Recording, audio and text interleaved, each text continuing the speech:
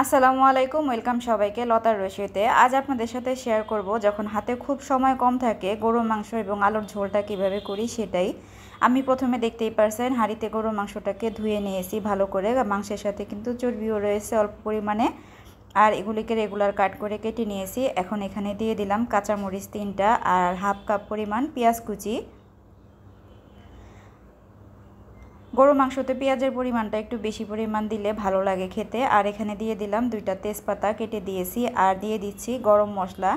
এই গরম মশলাটা দিলে আলাদা করে কোনো গোটা মশলা দিতে হয় না। আর গরম মশলাটা আমি নিজেই তৈরি করেছি, এই রেসিপি কিন্তু আমার পেজে রয়েছে, চাইলে দেখে নিতে পারেন। দিয়ে দিলাম স্বাদমতো লবণ, প্রথম দিকে একটু কম দিলাম, পরবর্তীতে যদি লাগে আবার দিব। এখানে আমি দিয়েছি 3 টেবিল চামচের থেকে সামান্য একটু বেশি পরিমাণ আদা এবং রসুনের বাটা। আমার এখানে প্রায় 1.5 কেজির মতো গরু মাংস রয়েছে। দিয়ে দিলাম টালা জিরা গুঁড়া 1.5 চা চামচ পরিমাণ। জিরা গুঁড়ার পরিবর্তে কিন্তু জিরা বাটাটাও ব্যবহার করতে পারবেন। আর এখানে আমি দিয়ে দিচ্ছি ধনিয়া গুঁড়া দিব 1 চা চামচ, একদম উঁচু উঁচু করে। এখন দিয়ে দিব লাল মরিচের গুঁড়া 1 চা চামচ, ঝালটা অবশ্যই নিজেদের পছন্দ মতো দিবেন। হলুদের গুঁড়া দিয়ে দিচ্ছি আমি 2 চা চামচ।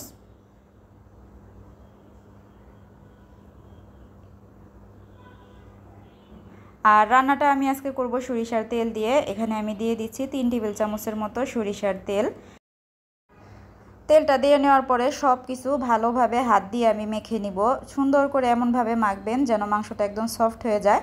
চাইলে কিন্তু ম্যারিনেট করে রাখতে পারেন, তবে আমার হাতে যেহেতু সময় ছিল না আমি চুলায় বসিয়ে দিয়েছিলাম। আর এই যে দেখেন ঢাকনা দিয়ে ঢেকে রান্না করেছি 10 মিনিটের মতো।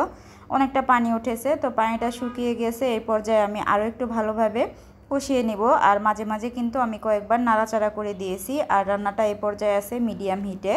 যারা পাকা রাঁধুনি আছেন তারা তো জানেনই। আর ম্যাক্সিমাম বাসায় কিন্তু এভাবে হাতে মেখেই গরুর মাংসটা রান্না করা হয়। আমার কাছে হাতে মেখে গরুর মাংসটা রান্না করলেই বেশি মজা লাগে। এই যে ঝোলটা কিন্তু আরও অনেকটাই কমে গিয়েছে, মাংসটা মোটামুটি কষানো শেষ।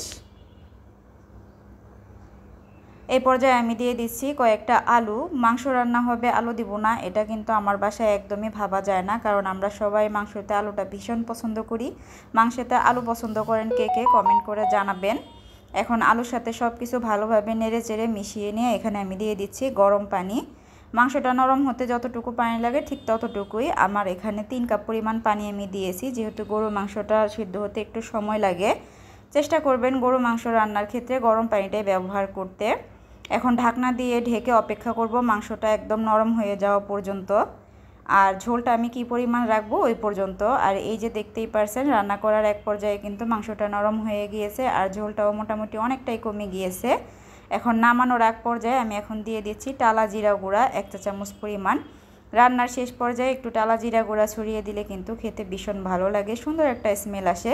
এরপরে চুলার উপরে রেখে দিয়েছিলাম 10 মিনিটের জন্য, ঢাকনা দিয়ে ঢেকে পরিবেশন করে নিয়েছি। এখন খাওয়ার পালা গরম গরম ভাতের সাথে। রেসিপি ভালো লাগলে পেজটাকে ফলো দিয়ে দিবেন, চ্যানেলটাকে সাবস্ক্রাইব করে নেবেন। সবাই ভালো থাকবেন, আল্লাহ হাফেজ।